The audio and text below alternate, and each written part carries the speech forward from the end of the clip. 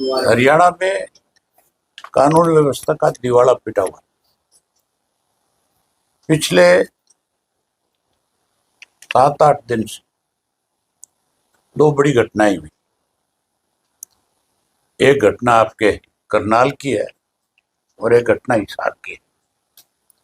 हिसार के अंदर जीवन कुंडू नाम के एक लड़के का मर्डर और पुलिस प्रशासन ने मौके पे जाकर के समय रहते उन मारने वालों को गिरफ्तार नहीं किया, उन्हें मौका दिया भागने का। उसकी वजह से आज हजारों लोग जो है लगातार पिछले 7-8 दिन से धरने पे बैठने पे मजबूर हैं। मुख्यमंत्री भी उस दौरान बीच में हिसार जाकर के आया है। मुख्यमंत्री की जिम्मेवारी बनती थी कि वो उसके ऊपर तुरंत एक्शन लेता, एसपी को सख्त हिदायत देता और जो आरोपी थे उनको पकड़ना चाहिए था। एसपी का भी जो बातें सुनने में आई उससे लगता है कि उसका रवैया भी ठीक नहीं है। जब भी लोग उससे मिलते हैं तो केवल एक बात कह करके उसको टालने की कोशिश करता है कि हमने टीमें बना रखी है और हम पकड़ने का प्रयास कर रहे हैं, जबकि एक मारने वाले की लोकेशन आ रही है।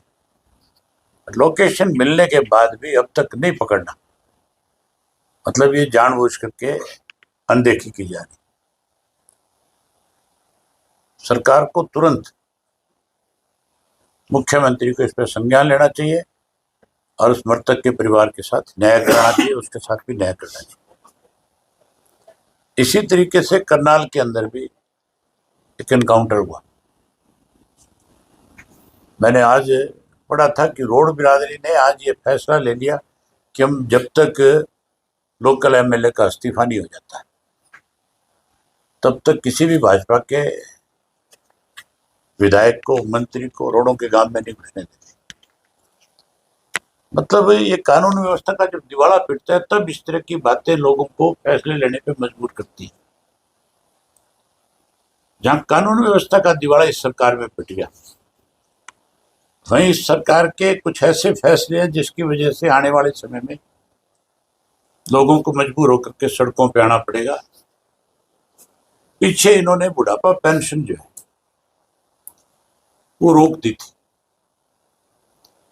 और उस बुढ़ापा पेंशन को रोक करके उसको काटने की एक रास्ता निकाल रहे थे कि इससे पेंशन से बुजुर्गों को वंचित कर दिया जाए।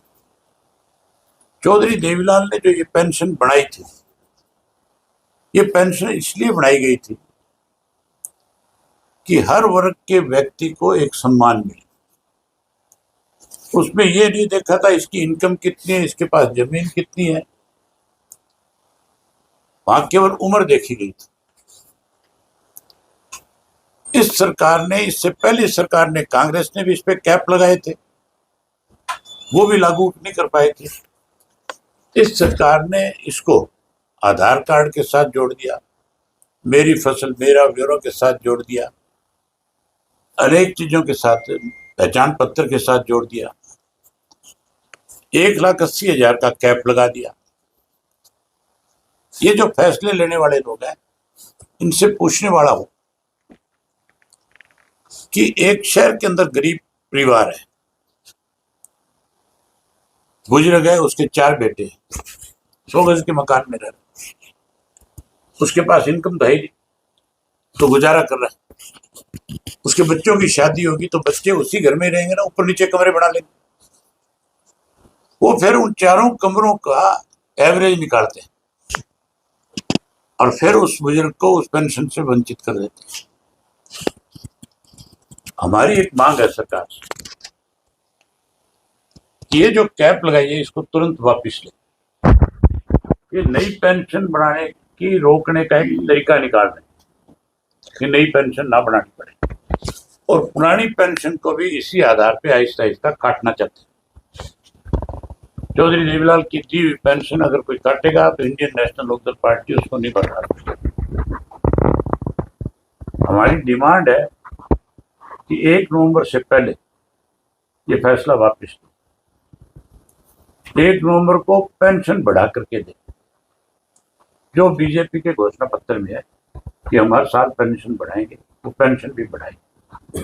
और इसको भी वापस ले तुरंत, जो ये फैसला ले रखा है। अगर ये वापस नहीं लेंगे इसको, तो हम 25 सितंबर को चौधरी देवीलाल जी के जन्म दिवस को, जो 27 को मना रहे, उस दिन इसको लेकर के बड़ी घोषणा करेंगे।